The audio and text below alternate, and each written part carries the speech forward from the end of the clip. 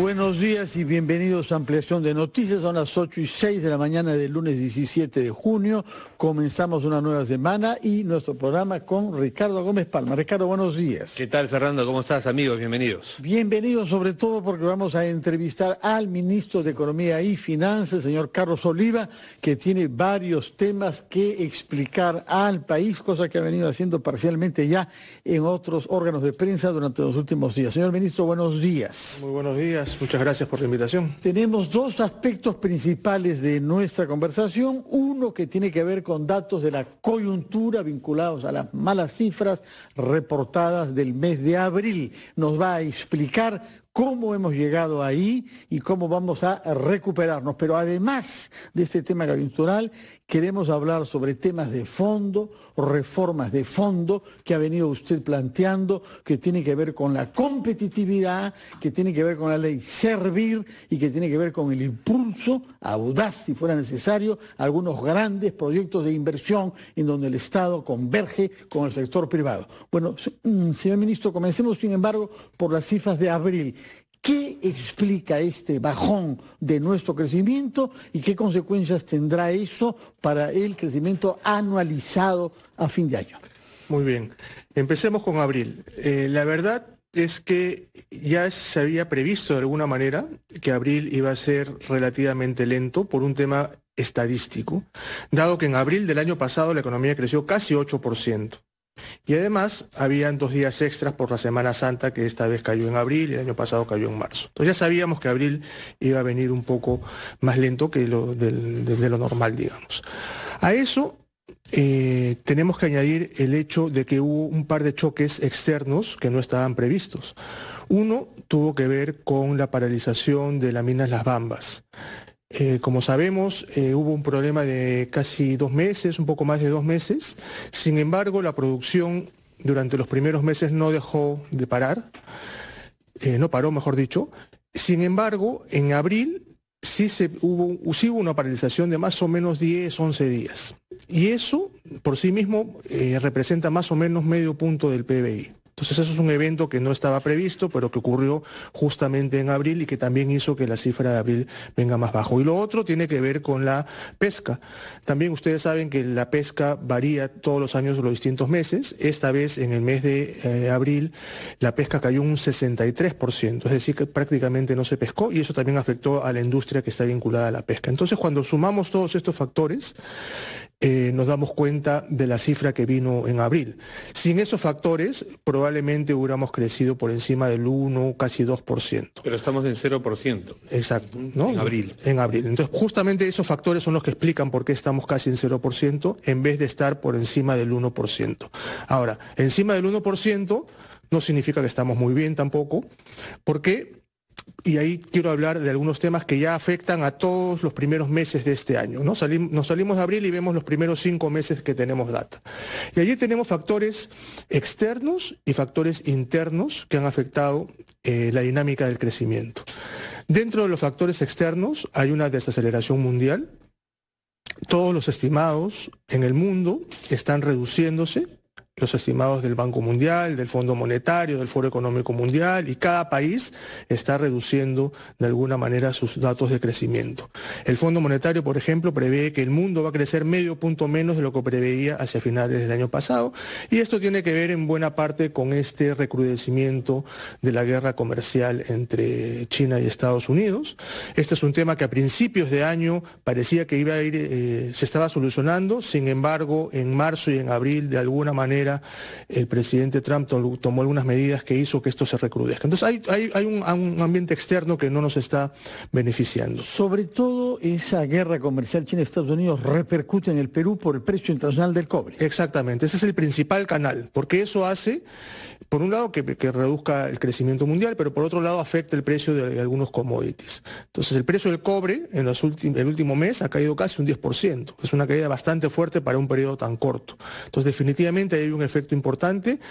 En el caso del oro, al revés, el oro casi siempre se mueve en la dirección opuesta, pero en todo caso nuestra mayor exportación es el cobre. Entonces hay factores externos que están afectando a todo el mundo, pero también hay algunos factores internos, ¿no? Donde ahí en algunos tenemos responsabilidad como Estado y otros han sido exógenos. Dentro de los exógenos están la caída que ha tenido la minería en general por unos problemas con la calidad de los minerales. Los minerales que han estado saliendo, digamos, no son de la calidad esperada y eso hace que se reduzca la exportación, sobre todo de minerales. El tema de la pesca, que ya lo expliqué también. Hubo un par de refinerías que también estuvieron paradas durante el primer trimestre, ¿no? Una por un tema con la OEFA. Ministro, pero es un panorama muy desalentador. Es decir, usted nos está explicando por qué estamos mal. No estamos mal, se ha desacelerado la economía. Pero eso es estar mal, el Banco Mundial lo advierte, dice, y los economistas con los que hemos conversado nos dicen que no crezcamos, que se detenga por diversos factores, es pésimo para el país, porque si no, no vamos a poder ni siquiera absorber, para uno de los factores que son clave, absorber la mano de obra que todos los años necesita un espacio, sobre todo jóvenes. Y esta mañana revisando los indicadores de las encuestas que hablan muy bien de la popularidad del presidente, hablan muy mal de nuestra economía, del empleo y de la seguridad ciudadana, entre otros factores. Y cuando abrimos los micros de RPP, desde diferentes ciudades nos dicen no hay empleo, no hay inversión, el trabajo está cayendo, la inseguridad ciudadana. Entonces a esa gente y al ciudadano de pie, ministro, no le podemos decir es que el mineral que salió no era de muy buena calidad y la pesca cayó por factores que no podemos controlar. Tenemos que hacer algo. Sí, tenemos que hacer algo. Yo creo que sí se lo podemos decir, porque eso es lo que está sucediendo y la población necesita que se le informe lo que está sucediendo. Ahora, la pregunta es, ¿qué cosa vamos a hacer nosotros para revertir esta situación? Y siempre lo hemos dicho, nosotros queremos que la tasa de crecimiento del Perú supere el 4, el 5%, y no solo este año y el próximo, sino durante 20 años. Esa es la única manera por la cual nosotros vamos a poder ser un país desarrollado. Pero la proyección de crecimiento no está ni siquiera en 4 ya. Así es, por los factores exógenos que en buena medida se los acabo de explicar, ¿no? Y repito, eso es una tendencia mundial. Ahora eso no es decir que no vamos a hacer nada ni que estamos haciendo nada. Y ahí viene un poco la segunda parte de lo que quería explicarles. Que nosotros, si no atacamos de fondo los problemas de la competitividad del país, vamos a tener este tipo de situación durante muchos años más. En el sentido de que vamos a estar demasiado expuestos a lo que pueda pasar en el exterior. Y nosotros tenemos que mejorar la competitividad interna de nuestro país para poder superar este tipo de problemas. Somos una economía pequeña, siempre nos van a afectar, tampoco vamos a decir que vamos a ser inmunes, pero tenemos que hacer una tarea interna para mejorar la competitividad. Y es por eso que nosotros desde el año pasado estamos trabajando primero con una política de competitividad que ya fue publicada el año pasado y dentro de unas semanas vamos a publicar un plan de competitividad que va a tener más de 60 medidas que están dirigidas a atender los problemas de fondo del país. Los problemas que si no los resolvemos va a ser imposible que podamos crecer más del 5% más adelante. Nos anuncia entonces que dentro de unas semanas, esto quiere decir antes del 28 de julio o en el discurso presidencial del 28 de julio. Antes del 28 de julio va a estar ya publicado el plan de competitividad. Bueno, usted nos ha hablado de algunas medidas. Vamos a ir a una pausa, señor ministro, después de la cual quisiéramos que nos adelante, si es posible, algunas de esas medidas, porque nos ha dicho que es cierto que las cifras son malas el mes de abril, que la tasa de 4.1 o 2% de este año quizás sea puesta en duda, pero que persisten en el objetivo de buscar que la economía crezca 4 o 5% durante los próximos años, y para eso usted ha comenzado enfatizando este plan de competitividad cuyas medidas nos va a anunciar después de la pausa. Vamos a ella entonces y regresamos con el ministro de Economía y Finanzas, Carlos Oliva. Son las 8:20 de la mañana, estamos entrevistando al ministro de Economía y Finanzas, Carlos Oliva, que ha comenzado refiriéndose a los malos resultados del mes de abril y los ha explicado en parte como consecuencia del choque interno y algunas circunstancias pasajeras que habrían desaparecido ya vinculadas al proyecto minero Las Bambas y a la pesca. Regresando a ese tema, antes de volver a los temas de fondo, reformas de fondo, usted mencionó sobre todo Servir, pero también los grandes proyectos de inversión. Algunos subrayan que los índices de crecimiento de la industria no primaria son también malos, y eso no tiene que ver con la minería. No, eso no es así. Lo que ha desacelerado durante estos meses es la actividad primaria, principalmente, vinculada a minería y a pesca, y la actividad secundaria que está relacionada con esos sectores. O sea, las conservas de pescado, por ejemplo, que es parte secundario, pero está vinculado a la pesca. La actividad no primaria todavía sigue creciendo por encima del 3%, ¿no? Y eso es lo que estamos sosteniendo y está sosteniendo el consumo también. Entonces, yo creo que es importante lo que usted acaba de mencionar en el sentido de que estos son temas transitorios. Ya los datos que estamos viendo preliminares de mayo y de junio dan cuenta de que estos temas transitorios están desapareciendo. Entonces, la expectativa de todos los economistas es que este segundo semestre va a ser bastante mejor que el primero. Pero nosotros necesitamos apuntalarlo con medidas que van al fondo de los problemas del país para evitar estos vaivenes. Y en ese sentido quería mencionarles lo de la competitividad, ¿no? Como yo le decía, no tenemos futuro si no trabajamos en la competitividad de una manera seria y sobre todo sostenida, porque las políticas o las medidas que se vayan a dar en términos de competitividad necesitan tiempo para implementarse y para madurar y para tener impacto. Nosotros vamos a dar los primeros pasos en una serie de temas, pero es muy importante que esto siga por mucho tiempo. Y nosotros la competitividad... ¿Cuáles son esas medidas que nos había, sí, nos había prometido que anunciaría después de la pausa? A ver, esto lo estamos viendo desde dos grandes temas que se complementan.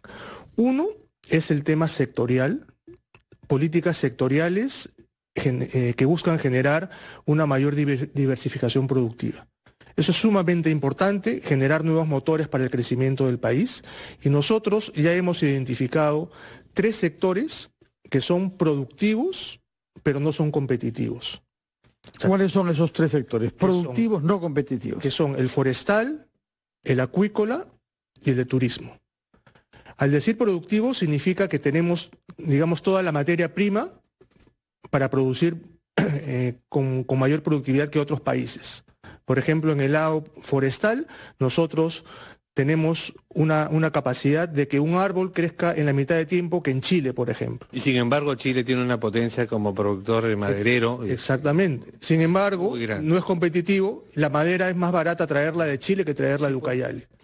Entonces, es productivo porque, digamos, en la zona, en Ucayali, se puede producir muy bien y muy rápido, con eficiencia, pero para salir a los mercados externos tenemos problemas. Lo mismo pasa con el sector de langostinos, por ejemplo, en el norte, ¿no? Son más productivos que los de Ecuador, pero tenemos problemas de energía que hacen que esto no pueda expandirse muchísimo más, el langostino, las conchas de abanico. Entonces nosotros tenemos algunos sectores, y bueno, el turismo ni que hablar, o sea, no, sí. Chile tiene más turistas que Perú, y uno dice, ¿y por qué? ¿No? Conociendo nuestro potencial. En eso estamos hace tiempo, ministro, ¿no? O sea, sabemos que tenemos potencial, no logramos crecer.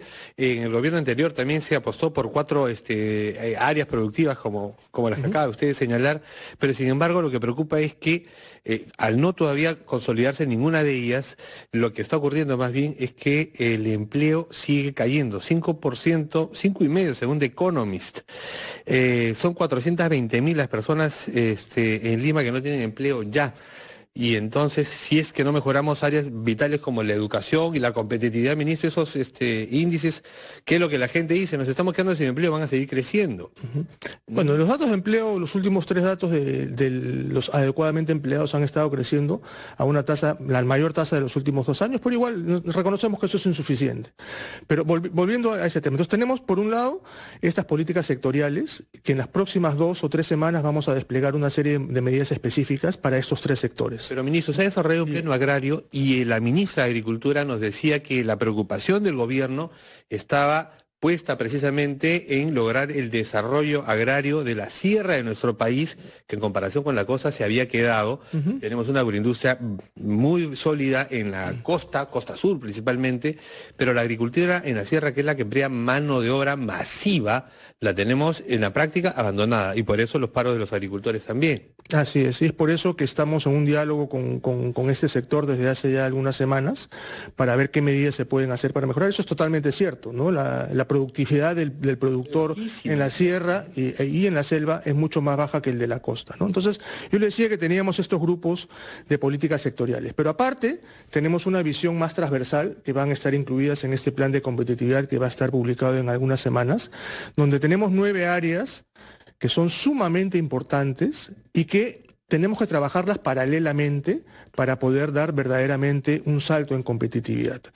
No será suficiente trabajar solamente en una de ellas. Son las 9 áreas que cada una en sí misma es importante. Y en el caso del Ministerio de Economía nosotros estamos liderando la de infraestructura.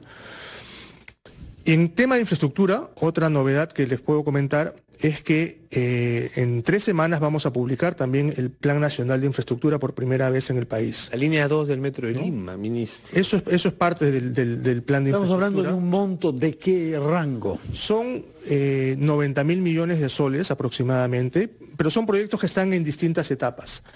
Vamos a presentarles y vamos a hacer un evento la última semana de julio para ver todo el detalle.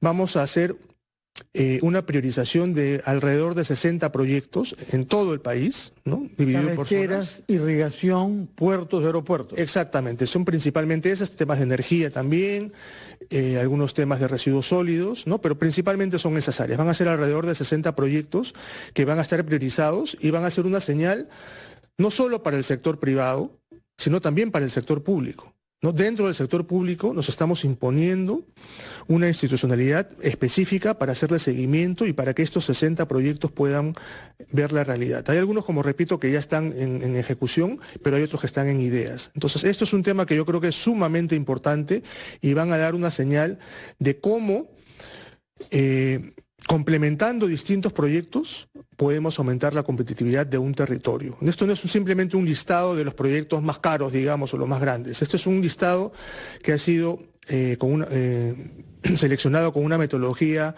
que nos ha prestado el Reino Unido, y aplicando esta metodología con un enfoque territorial estamos viendo cómo al combinar proyectos distintos dentro de un territorio podemos aumentar la productividad y sobre todo la competitividad del país. ¿Cuándo va a estar lista esa relación de grandes proyectos que nos mencionan? Sí, ya estamos en la etapa final. Es muy probable que antes de fin de mes lo veamos en el Consejo de Ministros y después de ello ya vamos a publicarlo.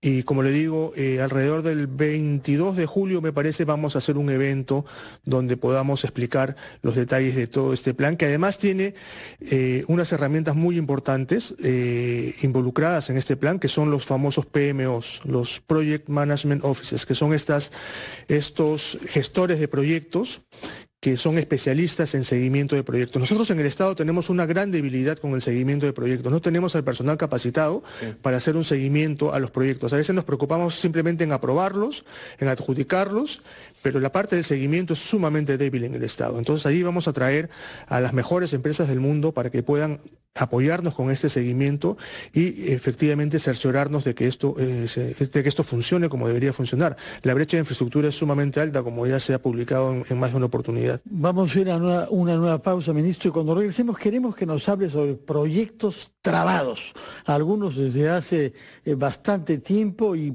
con, digamos, causas múltiples. Hemos mencionado ya el Tía María, usted ha hecho saber, y su colega de Minas, que estamos ante la inminencia de un anuncio sobre la licencia que cambiaría ya los términos del problema, pero hay otros proyectos trabados. Usted ha mencionado el Metro 2 y queremos conocer en qué está Majes, ¿no? Sí, y también le preocupaba mucho al gobierno del presidente Martín Vizcarra el aeropuerto de Chinchero, en el Cusco. No sabemos también cómo se va a resolver. Vamos a una pausa y retomamos nuestra entrevista con el ministro de Economía sobre estos 4 proyectos que hemos mencionado. 8:35 estamos hablando con el ministro de Economía y Finanzas, Carlos Oliva, quien se ha expresado sobre la coyuntura, las malas cifras de abril, sobre algunos planes de largo plazo como competitividad, y tenemos que abordar ahora en quién están estos proyectos trabados. Usted nos había hablado un poco sobre Tía María, pero hay también el Metro 2 de Lima, que se posterga hasta el año 24, y el proyecto Sihuas-Majes. Así es. Hay algunos proyectos a los que se añaden el que mencionó Ricardo Gómez Pano sobre Chinchero, naturalmente, que no lo olvidamos desde hace 3 años. Hablando del crecimiento del turismo y hablando de la preocupación del presidente, que ha dicho que Chinchero va de todas maneras, ¿no? Así es. Hay algunos proyectos que desde hace ya varios años han tenido algunos problemas y cada problema es distinto del otro, digamos. En el caso de Majes Sihuas, por ejemplo, este es un proyecto que está a cargo del gobierno regional de Arequipa, y nosotros desde que estamos en esta función hemos estado trabajando muy de cerca con ellos para tratar de destrabarlo. Yo creo que ya estamos en la etapa final de la elaboración de una adenda que va a destrabar finalmente este proyecto, que sinceramente le va a cambiar la cara a Arequipa. Este es un proyecto sumamente importante para esa región, son cerca de 40.000 hectáreas que van a entrar a producir. Y por las características que tiene Majes se pueden producir cosas que no se producen en otras partes del país y en momentos distintos además. Entonces, el potencial que tiene este proyecto es tremendo. Y como digo, estamos trabajando cercanamente con el gobierno regional. Hemos estado hace 2 semanas, una semana entera en el MEF viendo este tema. Yo creo que ya estamos en una etapa muy cercana a que esto se pueda resolver, ojalá que antes de 28 de julio. En el caso de Tía María, también ya el ministro ha anunciado que estamos a puertas de la licencia, de otorgar la licencia, que es lo que le corresponde al Estado dar, porque la empresa cumplió con todos los pasos para poder otorgar esta licencia. Y es un proyecto que también va a ser muy importante, curiosamente también en Arequipa, una inversión de más de 1.400 millones de dólares, que además gatillaría otro tipo de inversión que tiene Southern, ¿no? Southern de alguna manera está viendo, digamos, no con los mismos buenos ojos de siempre a México, de alguna manera quiere poner los ojos en el Perú, salirse de alguna manera de México y venir más al Perú, y tiene una cartera muy importante de proyectos y tenemos que aprovechar esto para seguir. Pero cuando yo hablé... actividad los hace pensar, pues, ¿no? Sí, bueno, son temas... Creo que México no está mejor en esa materia, Ricardo. No, pero igual, ¿no? No, de hecho que tenemos conflictos, y son conflictos históricos, digamos, no son conflictos nuevos. Si ustedes ven, cada gobierno ha tenido su conflicto grande, digamos, más allá de los 200 conflictos que siempre se mencionan, ¿no? Temas de todos los gobiernos, esto es algo, digamos, histórico, donde hay responsabilidad también del Estado, ¿no? El Estado muchas veces no ha respondido como tiene que responder. Entonces, sí, destrabar estos proyectos es parte de lo que estamos haciendo. Estamos trabajando muy de cerca, como le digo, con Majes, con Chavimochic también, que es otro proyecto que también le puede dar 60.000 hectáreas a la zona de la Libertad. También va a ser muy importante para nosotros. Entonces, sí hay estos proyectos grandes y con el plan de infraestructura vamos, digamos, a tener un orden. Estos proyectos son parte también del plan de infraestructura, ¿no? Vamos a tener un orden y el público va a saber cuáles son estos proyectos que son prioritarios para el desarrollo del país. Ministro, hay una preocupación respecto al incremento este último fin de semana del impuesto selectivo al consumo, el ISC, que va a afectar, si le ponemos una cara al que se va a ver afectado, es a la cerveza y a las bebidas azucaradas, todas, gaseosas, refrescos. Se le está cargando más bien al consumidor, dicen, la responsabilidad de darle caja al gobierno. ¿Es así o no? ¿Qué está pasando con el ISC? No, eso es totalmente, digamos, no es correcto. No hay ningún afán de aumentar el ISC. Lo que se ha hecho se ha perfeccionado las medidas que se tomaron hace poco más de un año, en mayo del año pasado, ¿no? Y si ustedes recuerdan, y me parece que lo dije acá también en la primera entrevista que tuve, el ministro anterior hizo una reforma del selectivo al consumo, ¿no? Y a los pocos días entré yo. Y la pregunta que me hacían todos es, ¿qué va a hacer usted con el impuesto selectivo al consumo? ¿Si va a dar un paso para atrás o qué va a hacer? Y lo que yo mencioné en ese momento es que las medidas estaban bien encaminadas, ¿no? Pero que teníamos que darnos el tiempo también para evaluar si el efecto que se estaba buscando era el que pretendía el gobierno, ¿no? Y en términos generales el efecto ha sido el correcto. Y ahora vamos a dar algunos ejemplos. Pero que estábamos abiertos a hacer algún tipo de ajustes en el margen. Y eso es lo que ha sucedido ahora. ¿Qué tipo de ajuste le hemos hecho? Sí, en el caso de las bebidas azucaradas, por ejemplo, lo que se ha hecho es reducir el impuesto selectivo al consumo para aquellas bebidas que no tienen azúcar. Antes del 2018, digamos, todas pagaban 17%. En el 2018 se crea un impuesto adicional, se sube esa tasa para los que tienen más de 6 mililitros. Son gramos por 100 mililitros. Los que tienen más de 6 se les sube a 25. Entonces lo que hemos hecho ahora es crear una franja inferior de 12% para las que no tienen azúcar. Este era un reclamo que le digo, nos hemos tomado el tiempo para evaluarlo y hemos visto por conveniente fomentar, porque ¿qué pasó cuando se subió a 25? Gran parte de las bebidas azucaradas bajaron su azúcar justo por debajo del 6% para pagar menos. Poder pagar Entonces menos. hubo un efecto muy positivo en ese sentido. Entonces nosotros ahora estamos con la esperanza de que con esa nueva reducción que hemos hecho de 12, ¿no?, sea un incentivo para que estas empresas puedan aumentar, digamos, su masa de bebidas que tienen menos de... Y lo han anunciado, lo van a hacer, dicen que van a seguir desarrollando productos, o sea, investigaciones para productos sin azúcar. ¿Y las cervezas? En el caso de la cerveza lo que se ha hecho es simplemente arreglar... Antes habían dos maneras de calcular el impuesto selectivo al consumo, el ad valorem y el específico. Ahora, dado que había en algún momento algún tipo de confusión sobre cuál de las dos metodologías aplicar, ahora hemos dicho que solamente se va a aplicar una, que es el específico, de 2.25 soles por litro. Entonces, al final lo que se ha hecho es calcular el promedio en el que estaba el impuesto antes, pero ya hemos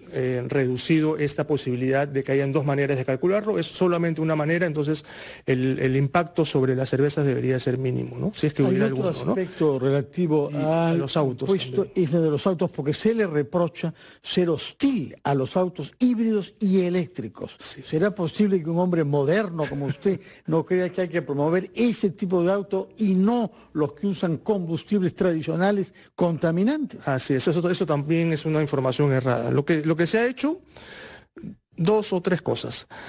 Primero, que a los autos nuevos, todos los autos nuevos pagan 10% de selectivo al consumo, ¿ya? Entonces hemos reducido ese impuesto para los autos menos contaminantes, es decir, para los autos que tienen menos de 1.400 centímetros cúbicos, o sea, los autos más pequeños, digamos, que son los que contaminan menos, ellos van a pagar 5%, entonces se les ha reducido 5 puntos. Y los que están entre 1.400 y 1.500 van a pagar 7.5. Entonces, por un lado hay una reducción importante al selectivo al consumo de estos autos que contaminan menos. Por otro lado, lo que se ha hecho es aumentar el impuesto a los autos usados.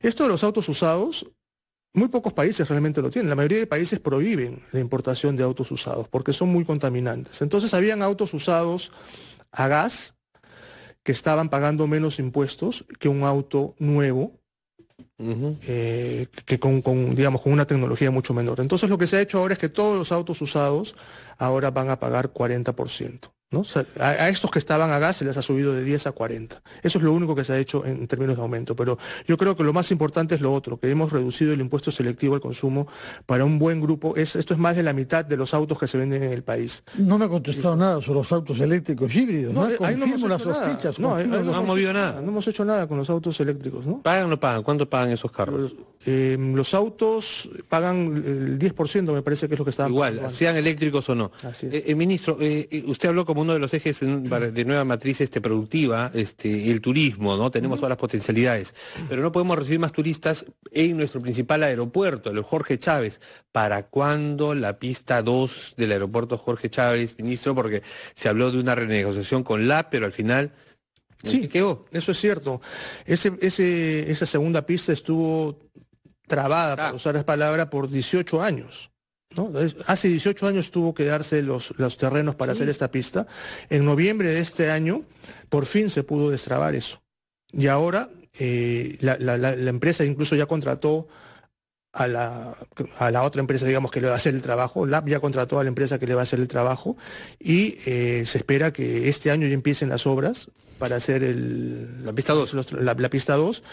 La última vez que yo escuché decían que esto iba a estar previsto para el año 2023, me parece, pero el presidente ha sido muy enfático en que esto debería estar antes. Entonces yo creo que estamos en esa conversación para ver si ojalá para el 2021, 2022 ya podamos tener. Sí, ojalá, lo ideal sería que para ojalá, como dice usted. 2022 una última pregunta. ¿Se le reprocha el haber retirado el énfasis puesto a la reforma Servir, es decir, dotar a nuestra administración pública de funcionarios de carrera que puedan servir en los diversos ministerios y que no estén sujetos a los sesgos políticos?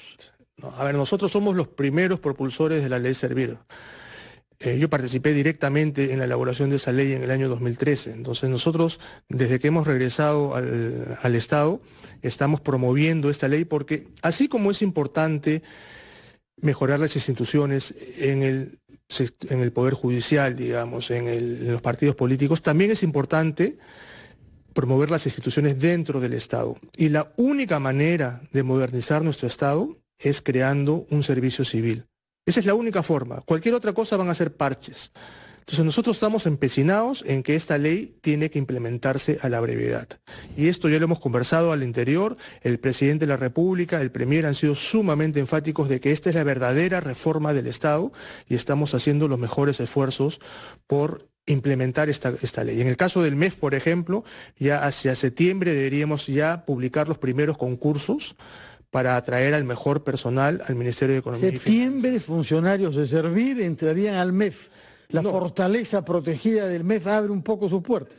Sí, no es que funcionarios de Servir. Lo que haríamos es abrir los concursos públicos para que las mejores personas puedan entrar a trabajar al MEF. Qué buena parte noticia. de ello, obviamente, va a ser el personal que está ahí, seguramente, ¿no? Una buena parte del MEF seguramente va a poder acceder a esos concursos, postularse y ganar los concursos, pero otra puede venir de afuera. Y eso estamos trabajando, como digo, muy de cerca con otros ministerios para que también se pueda hacer. Mientras no hagamos eso, repito, cualquier otra cosa van a ser parches. Y esta es una reforma que va a tomar años también. No es que de acá a fin de año se soluciona todo. Esto es una reforma que va a tomar 4 o 5 años y estamos, como digo, promoviendo de que esto se haga. Entonces, así como son importantes estas otras reformas en otros poderes del Estado, también dentro de nuestro propio Poder Ejecutivo tenemos que seguir impulsando estas reformas. Tener una carrera civil va a hacer que no tengamos cada 4 años este problema de que se cae la inversión en los gobiernos subnacionales, por ejemplo, cuando hay nuevas autoridades, porque las autoridades van a entrar y van a encontrar, por supuesto, una masa de trabajadores ahí de carrera. Una pregunta para que nos deje con un sabor optimista, si fuera posible, ministro.